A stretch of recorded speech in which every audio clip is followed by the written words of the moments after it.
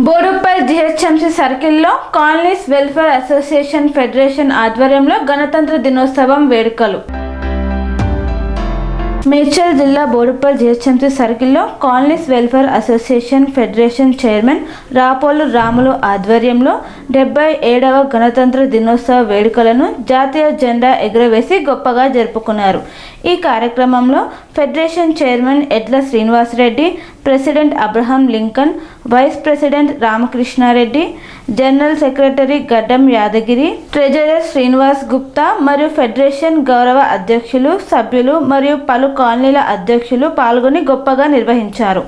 ఈరోజు భారతదేశానికి స్వాతంత్రం సిద్ధించిన తర్వాత ఈ భారతదేశానికి ఒక దిక్సూచి ఈ భారత రాజ్యాంగాన్ని నడుపుకోవటానికి ఆ రోజున ఈ దేశానికి ఒక రాజ్యాంగం అవసరమని ఆ రోజునటువంటి మహనీయులందరూ కూడా నెహ్రూ కానీ, గాంధీ కానీ, రాజేంద్ర ప్రసాద్ పటేల్ వీళ్ళందరూ కూడా, సరోజిని ఇట్లాంటి వాళ్ళు కూడా అందరూ కూడా మరి ఎట్లా చేద్దాము, మన దేశం అయితే వచ్చింది, మనం దీన్ని ఏ విధంగా పరిపాలించుకుందాం, ఏ విధంగా ప్రజలకు ఈ పరిపాలన అందిద్దాం, ఈ సంపదను అందిద్దాం అనేటువంటి ఉద్దేశంతో అనేక దేశాలు, స్వతంత్ర దేశాలను తిరిగి, ఎందుకంటే మనకంటే చాలా దేశాలు స్వతంత్రం వచ్చినాయి, అట్లా తిరిగి చేస్తే అప్పుడు ఫైనల్గా చాలామంది అడ్వైజ్ చేసింది ఏంటంటే బాబాసాహెబ్ అంబేద్కరే సమర్థవంతమైన నాయకుడు, మీరు ఆయన దగ్గరికి వెళ్ళండి, మీ దేశంలోనే ఉన్నాడు కదా అని చెప్పి చెప్తే అప్పుడు ఆ టీం అంతా కూడా వచ్చి బాబాసాహెబ్ అంబేద్కర్ను భారత రాజ్యాంగ డ్రాఫ్టింగ్ కమిటీకి ఓటింగ్ ఉంది, ఆ ఓట్ల ద్వారా గెలిపించుకొని అంతమందికి ఓడగొట్టింది, మళ్ళా గెలిపించి ఆయన చైర్మన్గా పెట్టి చాలామంది ఇంటలెక్చువల్స్, పెద్ద మేధావులను ఆయనకు తోడుగా, ఆయన ఎందుకంటే చైర్మన్, నేను ఇప్పుడు చైర్మన్, మీరందరూ కూడా ప్రెసిడెంట్, ఇట్లా అందరూ కూడా ఉన్నారు. కాబట్టి ఆ రోజున ఆయన చాలా కష్టపడి ఈ భారతదేశానికి రాజ్యాంగము 2 సంవత్సరాల 11 నెలల 18 రోజులు రాశారు.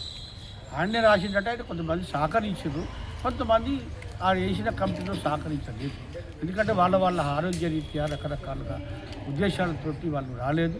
అయినా కానీ అందరినీ కలుపుకొని వాళ్ళని తీసుకొని బాబాసాహెబ్ అంబేద్కర్ ఆ రోజున భారత రాజ్యాంగాన్ని రాసి అప్పుడు ఉన్నటువంటి ప్రెసిడెంట్ ఆఫ్ ఆయన ఎవరైతే ఉండేనో తర్వాత రాజేంద్ర ప్రసాద్ గారికి నాయకత్వంలో వారికి నెహ్రూ గారి వాళ్ళందరూ కూడా ఆ రోజు భారత రాజ్యాంగాన్ని ఇవ్వడం జరిగింది. దానిని తీసుకొని ఆ రాజ్యాంగాన్ని అమలు చేయాలి కదా, ఇంప్లిమెంట్ చేయాలి కదా, మీటింగ్లని అప్పుడు క్యాబినెట్ మీటింగ్ పెట్టి, పార్లమెంట్ మీటింగ్ పెట్టి ప్రతిపక్షాలు స్వపక్షాలు అన్నీ కూడా కూర్చొని ఆ రోజున భారత రాజ్యాంగాన్ని 26 జనవరి 1950లో ఈ భారత రాజ్యాంగాన్ని అమలుపరిచినటువంటి రోజు ఈరోజు. ఈ సందర్భంగా నేను అందరికీ కూడా శుభాకాంక్షలు తెలియజేస్తున్నా. భారత రాజ్యాంగాన్ని నేను ఈ సందర్భంగా ఒకటే చెప్తున్నా, భారత రాజ్యాంగాన్ని 5th క్లాస్ నుంచి పిల్లలకు పాఠ్యాంశాల్లో చేర్చాలి. ఒక్కొక్క ఆర్టికల్ ఒక్కొక్క క్లాస్లో మనం చేస్తే రాబోయే తరాలకు ఈ భారత రాజ్యాంగం విలువలను మనం తెలియజేసినట్టు ఉంటుంది. ఈ ప్రభుత్వాలు అవన్నీ కూడా దేశ ప్రధానమంత్రి మోడీ గారు వారికి ఇప్పుడు వాళ్ళు ఇదంతా చేస్తే వాళ్ళు ఇంకా అనేక మంచి గౌరవం దక్కుతుంది. ప్రజలు కూడా ఎడ్యుకేటెడ్స్ అవుతారు, ప్రజలు కూడా నాలెడ్జ్ వస్తుంది, మనం ఏంటి, మన దేశం ఏంటి, మనం ఎవరి కోసం పనిచేయాలి, దేశం అంటే మట్టి కాదు, దేశం అంటే మనుషులు ఆయన గుడిజాడ అప్పారావు అలాంటి మహనీయులు పిలుపును, అదేవిధంగా చాలామంది దీనికోసము అనేక స్లోగన్స్ ఇచ్చారు. లాల్ బహదూర్ శాస్త్రి జై జవాన్ జై కిసాన్ అన్నాడు. ఇట్లా చాలామంది స్వతంత్రం నా జన్మ అని చెప్పి ఇట్లా అనేక మంది నాయకులు పోరాటం చేస్తే ఇలా మనం స్వేచ్ఛగా మనం ప్రజల మధ్యలో వండుకుంటూ అనేక మంది ఉన్నాయి. కానీ ఆ భారత రాజ్యాంగాన్ని అమలు చేసే విషయంలో కొంత ఇప్పటికి కూడా వ్యత్యాసమే ఉన్నది. ఈ వ్యత్యాసాన్ని తగ్గించడానికి మనమందరం కూడా కృషి చేయాలి, మనందరం కూడా ప్రయత్నం చేయాలి, మనమందరం కూడా ప్రజల్ని ఎడ్యుకేట్ చేయాలి. వాళ్ళందరినీ కూడా మనమందరం కూడా ముందుకెళ్ళి ఈ భారత రాజ్యాంగాన్ని రక్షించుకుంటూ మనుషులకు అందరికీ కూడా సమాజంలో ఉన్న ఒక పౌరుడిగా, మంచి పౌరుడిగా ఎదగాలని చెప్పి ఈ సందర్భంగా తెలియజేస్తూ మరొకసారి ఈ గణతంత్ర దినోత్సవ శుభాకాంక్షలు తెలియజేస్తూ సెలవు. మనం అందులో వాయిస్ రాదు సార్. ఈరోజు మనం బోడుప్పల్ ఫెడరేషన్ ఆధ్వర్యంలో గణతంత్ర దినోత్సవం రిపబ్లిక్ డేను ఘనంగా జరుపుకున్నాం. ఈ సందర్భంగా మనం దేశానికి ఎన్నో త్యాగాలు చేసి వారి జీవితాలను అర్పించి వాళ్ళ ఆస్తులను ఇతరులకు పంచి సమానత్వాన్ని చూపి చేసిన అందరి త్యాగదనులను మనం స్మరించుకోవడం ముఖ్యం. వాస్తవంగా ఇది రిపబ్లిక్ డే అంటే మనం రాజ్యాంగాన్ని భారతదేశానికి అమలు చేసుకున్న రోజు. ఈ రాజ్యాంగం కూడా ఆషామాషిగా రాయబడలేదు. ఎన్నో దేశాలు తిరిగి వాళ్ళ దగ్గర ఉన్న రాజ్యాంగాలు చదివి అందులో నుంచి మనకు దేశానికి అనువుగా ఏదైతే ఉంటాయో అలాంటి పార్ట్లు తీసుకొని అలా ప్రతి దేశాన్ని నుంచి తీసుకోవడం జరిగింది. అయితే ముఖ్యంగా ఇందులో ఎక్కువ భాగం మాత్రం ఇంగ్లీషు రాజ్యాంగాన్నే మన భారత రాజ్యాంగంలో ఎక్కువగా ఉంటుంది. అందుకే ఇప్పటికీ ఇంగ్లీష్ చట్టాలు ఉన్నాయి. ఈ మధ్యనే కేంద్ర ప్రభుత్వం అలాంటి చట్టాలను చాలా వాటిని తీసేయడం జరిగింది. రాజ్యాంగం మొత్తం కమిటీకి రాజేంద్ర ప్రసాద్ గారు భారత రాజ్యాంగ కమిటీ చైర్మన్గా, డ్రాఫ్టింగ్ కమిటీ చైర్మన్గా బాబాసాహెబ్ అంబేద్కర్ గారిని నియమించడం జరిగింది. వారు ఎంతో త్యాగబుద్ధితో చాలామంది ఆయనకి సహకారం ఇవ్వకున్నా కూడా అతను ఎంతో రాత్రింబవళ్ళు కష్టపడి రాజ్యాంగాన్ని రాయడం జరిగింది. అయినా కూడా ఇప్పటికీ మన పాలకులు రాజ్యాంగంలోని లొసుగులు చూస్తున్నారు తప్పితే ఏదైతే దాన్ని నీతివంతమైన ఆర్టికల్స్ని పక్కకు పెట్టి ఆ లొసుగులతోనే ధనం సంపాదించి విచ్చలవిడిగా భారతదేశాన్ని ఒక నీతి లేని దేశంగా చిత్రీకరిస్తూ ఉన్నారు. అటువంటి వారికి తగిన బుద్ధి చెప్పాలంటే ఇప్పటికైనా పార్లమెంటు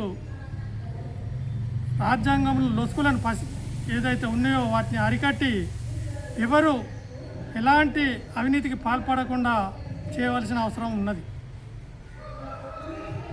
ఇలా మనం ఎన్నో విషయాలు చర్చించుకోవచ్చు. ఇంకోటి ఏంటంటే ముఖ్యంగా మనకు ఫస్ట్ స్వతంత్రం వచ్చింది. స్వతంత్రం వచ్చినప్పుడు మనం ఆ స్వతంత్రం దేశానికి ఎలా రాజ్యాంగం అనేది అవసరంతో ఈ రాజ్యాంగం భారతదేశ రాజ్యాంగం అనేది ప్రపంచంలోనే అతిపెద్ద చేతితో రాయబడిన రాజ్యాంగం. దీన్ని మనం సగౌరవంగా ఇప్పటికీ పార్లమెంటు ఎగ్జిబిషన్ దాంట్లో ఇది రాజ్యాంగ కాపీ ఉంటుంది, చేతితో రాసిన కాపీ. మనం ఎప్పుడైనా ఢిల్లీకి పోయినప్పుడు దాన్ని చూసుకోవచ్చు. ఇలా అనేక సందర్భాలలో మనం పెద్దలను గౌరవించుకోవాలి. ఇక ముందు కూడా అలాగే మనం చేస్తారని ఆశిస్తూ ఈ సందర్భంగా అవకాశం ఇచ్చిన అందరికీ నేను ధన్యవాదాలు తెలియజేస్తూ భారతదేశ ప్రజలందరికీ రిపబ్లిక్ డే సందర్భంగా నేను శుభాకాంక్షలు తెలియజేస్తున్నాను. గోడపుల ప్రజలందరూ కూడా గణతంత్ర దినోత్సవ శుభాకాంక్షలు. ముఖ్యంగా ఈరోజు మనం ఈ గణతంత్ర దినోత్సవాన్ని రచించినటువంటి బాబాసాహెబ్ అంబేద్కర్ గారు చైర్మన్గా ఉండి దానికోసం పోరాడి అందరికి కూడా మనిషికొక ఓటు కావాలి, తలకొక ఓటు కావాలని పోరాడి ఎన్నో విభేదాలు ఉన్నప్పటికీ దానికి ఎంతోమంది అందరు కలిసి పోరాడి దాన్ని రచించినప్పటికీ దానికి చైర్మన్గా ఉన్నటువంటి అంబేద్కర్ గారు ఎంతో శ్రమించి ఇప్పుడు మన చైర్మన్ గారు చెప్పినట్టుగా 2 సంవత్సరాల 11 నెలల 18 రోజులు అంటే దాదాపుగా 3 సంవత్సరాలు శ్రమించి తన కుటుంబాన్ని కూడా పట్టించుకోకుండా తన కుమారుడు చనిపోయే పరిస్థితుల్లో కూడా ఇట్లాంటి పరిస్థితులు ఉన్నప్పుడు కూడా ఆయన ఎంతో త్యాగమూర్తిగా ఉన్నారు. కాబట్టి ఈరోజు ఆయన్ని మనం స్మరించుకోగలుగుతున్నాము. ఆయన స్మరణ ఎట్లా ఉండాలంటే మన చైర్మన్ గారు చెప్పినట్టు పాఠ్యాంశాల్లో ఉండాలి. పాఠ్యాంశాల్లో ఒక్కొక్క పాఠ్యాంశం ఒక్కొక్క సబ్జెక్టుగా ఉండి ఆ చరిత్రను తెలుసుకునే విధంగా ఉండాలి. చరిత్రను దాచే విధంగా ఉంటే ఈ యొక్క దేశానికి వాళ్ళు మేలు చేసిన వాళ్ళు కాదు, కీడు చేసిన వాళ్ళు అవుతారు. కాబట్టి ఇప్పుడున్న మన స్వాతంత్ర సమయోధులు ఎవరైతే ఉన్నారో వాళ్ళందరిని గురించి కూడా ఒకరి ముందు ఒకరి వెనకని కాకుండా అందరి గురించి కూడా ఇదివరకు మేము చదువుకున్న రోజుల్లో ప్రతి ఒక్కరి గురించి ఉండేది. ఇప్పుడు పాఠ్యాంశాల్లో ఆ విధంగా లేకుండా ఎవరో స్వార్థపరంగా కొన్ని ముందుకు వస్తున్నాయి, కొంతమందిని వెనక తీసేసి ఇప్పుడు నెహ్రూ గారు పలానా ఇది చేశారు, అది చేశారు, గాంధీ గారు చేయలేదు, ఇంకా ఇది చేయలేదు అంటున్నారు. వీళ్ళంతా కూడా చేయబట్టే మనకు స్వాతంత్రం వచ్చింది. ఎవరి సామర్థ్యం బట్టి వాళ్ళు చేశారు. గాంధీ గారు కూడా తన బట్టలు కూడా వేసుకోకుండా ఓన్లీ పంచి కట్టుకుని ఈ స్వాతంత్రం కోసం ముందుకెళ్ళి ఆయన అహింస ద్వారా ఆయన ప్రపంచానికే చాటి చెప్పాడు. ఒక నెత్తురు గుట్టు పడకుండా ఆయన స్వాతంత్రం సంపాదించిన వ్యక్తి. ఆ శాంతియుతంగా జరిపిన దానిలో గాంధీ గారు ఎంతో ప్రథమంగా ఉన్నారు. ఆ విధంగా ప్రపంచ దేశాలు ఆయన కొనియాడతాయి. అదేవిధంగా మన పిల్లల్ని చదివించుకోవాలి. ఏదైతే అంబేద్కర్ గారు ఆ యొక్క నిమ్న కులాల్లో ఉండి ఆయన ఆ స్టేజ్కి వచ్చాడంటే దానికి కారణం చదువు. ఆ చదువు ఎవరైతే చదువుతారో మీరు రాజుల పక్కన కూర్చోబెడుతుందండి. రాజుల పక్కన కూర్చోబెట్టేది ఏంటంటే చదువు. అది ఎవరు కూడా దొంగిలించలేంది. ఇప్పుడు ఆస్తిపాస్తులు మన పిల్లలకి ఇవ్వచ్చు, అన్నీ ఇవ్వచ్చు. అది ఎవడో రాసుకుపోతాడు, ఎవరో చేసుకుపోతారు, దోచుకుపోతారు బంగారం అనేది ఇట్లా. కానీ ఈ తెలివితేటలు, ఈ చదువు అనేది ఎవరు దోచుకుపోవడం, అట్లాంటి చదువు సంపాదించాడు కాబట్టే అంబేద్కర్ గారు ఆ యొక్క అగ్రస్థానానికి చేరాడని, ఆ యొక్క చదువుని ఇంపార్టెంట్ అందరు ఇవ్వాలని కోరుకుంటూ ఈ గణతంత్ర దినోత్సవ శుభాకాంక్షలు తెలియజేస్తూ ముగిస్తున్నాను. Thank you. Boduppal municipal corporation federation ఆధ్వర్యంలో ఈరోజు 77వ గణతంత్ర స్వాతంత్రాన్ని మనము ఈరోజు ఇక్కడ జరుపుకోవడం జరుగుతుంది. సందర్భంలో ఈరోజు మనము ఇంత స్వేచ్ఛగా, ఇంత ఆనందంగా జరుపుకోవడానికి కారణము దేశంలోని పెద్ద పెద్ద మహనీయులు. అందులో ముఖ్య పాత్ర డాక్టర్ బిఆర్ అంబేద్కర్ గారిది. ఆయన లాంటి వాళ్ళు ఎంతోమంది ఉన్నారు. అట్లా ఉన్నారు కాబట్టే ఈరోజు మనం ప్రశాంతంగా బతుకుతున్నాము, ప్రశాంతంగా తింటున్నాము, ప్రశాంతంగా పని చేసుకున్నాము, ప్రశాంతంగా మన పిల్లలు చదువుకుంటున్నారు, కాలేజీకి వెళ్తున్నారు, ఉద్యోగాలు చేసుకుంటున్నారు. ఇన్ని సౌకర్యాలు కల్పించిన దేశంలోని పెద్ద పెద్ద నాయకులందరికీ, ఆ స్వతంత్ర సమయులందరికీ, వాళ్ళందరికీ పాదాభివందనాలు తెలియజేస్తూ, మరొక ముఖ్యమైన విషయం ఏంటంటే కొన్ని అగ్రరాజ్యాలు అంటే కొన్ని దేశాలు మన భారతదేశంపై చిన్న చిన్న అపోహలు జీర్ణించుకోలేక, మన అభివృద్ధిని జీర్ణించుకోలేక ఎన్నో అపోహలు సృష్టిస్తున్నారు. కానీ ఈరోజు గణతంత్ర దినోత్సవ సందర్భంగా ప్రతి ఇంటిపై త్రివర్ణ ప్రకారాన్ని ఎగిరేసి మద్దతు తెలిపి ఆ అగ్రరాజ్యాలకు బుద్ధి వచ్చేలా త్రివర్ణ ప్రకారం ద్వారా వాళ్ళకి తెలియజేయాలి. మరొక విషయం, ఇప్పుడు మన భారతదేశంపై ఎంతోమంది ఎన్ని అగ్రరాజ్యాల కన్నుంది. ఎందుకంటే అన్ని దేశాల కన్నా ఎక్కువ మనము అభివృద్ధి కానీ, ప్రతి ఒక్క సంస్కృతి కానీ, ప్రతి ఒక్క దాంట్లో నాయకులు చెప్పిన విధంగా అవన్నీ మనసులో పెట్టుకొని, అవన్నీ మనం నేర్చుకొని, అవన్నీ మనం తెలుసుకొని మంచి దారిలో వెళ్ళడము అగ్రరాజ్యం నచ్చక మన దేశంపై ఎన్నో అపోహలు సృష్టిస్తున్నారు. ఖబర్దార్ అని వాళ్ళకు కూడా అగ్రదేశాలకు కూడా హెచ్చరించడం జరుగుతుంది. ఎందుకంటే వాళ్ళు ఇన్ని రోజులు అగ్రదేశ రాజ్యాలను మనమే సాధినాం. మన డబ్బుతోటే వాళ్ళు బతికిర్రు, మన డబ్బుతోటే వాళ్ళు దేశాలు బాగు చేసుకోరు. ఇక్కడి నుంచి అట్లా జరగొద్దు. మన డబ్బు, మన సంస్కృతి, మన సంప్రదాయం, మన అభివృద్ధి చేయాలంటే హర్ ఘర్ స్వదేశీ, ఘర్ ఘర్ స్వదేశీ. విదేశాలలో దొరికేటి ఏది మనం వాడొద్దండి. మన దేశంలో పండుగలు వస్తాయండి, మనం లడ్డూలు కానీ, పులిహోర కానీ, రకరకాల చుండుండలు కానీ చేసుకొని తింటాం. దానికి సరుకుల ద్వారా వచ్చే పన్ను మన దేశమే ఖర్చు పెడతారు, మనమే తింటాము, మనకే అభివృద్ధి చెందుతుంది అంతే. కానీ ఈ విదేశాల్లో తయారయ్యే పేస్టు కానీ, మరియు ఈ సబ్బులు కానీ, ఇలాంటి కూల్ డ్రింక్స్లు కానీ, ఇలాంటి విదేశాల నుంచి వచ్చే ప్రతి ఒక్కటి దాన్ని ముట్టుకోదని దేశ ప్రజలకు, రాష్ట్ర ప్రజలకు, జిహెచ్ఎంసీ పరిధిలో ఉన్న అన్ని సర్కిళ్లకు ప్రతి ఒక్కరికి మా శిరస్సు వంచి ధన్యవాదాలు తెలియజేస్తున్నా. ఎందుకంటే మిత్రులారా, ప్రతి ఒక్కటి దృష్టిలో పెట్టుకొని మన దేశాన్ని కాపాడే బాధ్యత, హక్కు మనకు ఎవరైతే నాయకులు నేర్పించారో వాళ్ళ మార్గంలో వెళ్తున్నాం కాబట్టి అందరు సంతోషంగా ఉన్నాం కాబట్టి అందరు పాటించి మన దేశాన్ని కాపాడుకోవాలి. మన నరేంద్ర మోడీ గారు చేసినటువంటి అభివృద్ధి ఏ దేశ నాయకుడు చేయట్లేదు. మన దేశం చూసి మన అభివృద్ధి పథకాలు ఎన్నైతే నరేంద్ర మోడీ గారు చేశారో అన్ని వాళ్ళు చేయలేక మనల్ని ఏ విధంగా అయితే వాళ్ళు మనల్ని చూసి వాళ్ళు ఇంకా నేర్చుకున్న రోజులు వచ్చాయి ఇప్పుడు.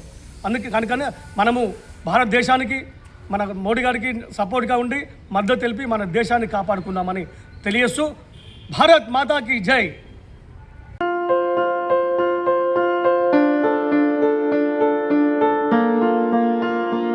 సంస్కృతి, సాంప్రదాయం, ప్రేమ, ఆప్యాయత, రాజసం ఉట్టిపడే వేడుకలకు అనువైన ప్రదేశం ఎంఎల్ఎన్ కన్వెన్షన్ హాల్. కని విని ఎరుగని రీతిలో జరిగే మీ ఇంటి కళ్యాణ వైభోగానికి అందమైన కళ్యాణ వేదిక MLN convention hall.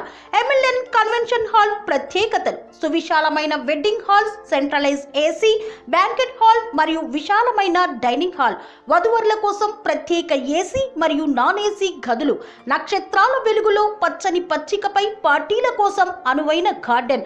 MLN convention లో సీసీటీవీ పర్యవేక్షణతో పూర్తి భద్రత, 2000 వాహనాలు పార్కు చేసేందుకు సువిశాల పార్కింగ్ సౌకర్యం. మీ ఇంట జరిగే అన్ని శుభకార్యాలకు, పెళ్లి, reception, engagement, birthdays, get together, corporate events, ఏ ఇతర శుభకార్యాలకైనా అందమైన వేదిక ఎంఎల్ఎన్ కన్వెన్షన్ హాల్. బుకింగ్ కోసం సంప్రదించండి 7550438888 మరియు 7550428888. మా అడ్రస్ చీర్యాల లక్ష్మీ నరసింహస్వామి దేవాలయం ప్రక్కన, near outer ring road, Keesara junction, Cheeryal గ్రామం, మేడ్చల్ జిల్లా.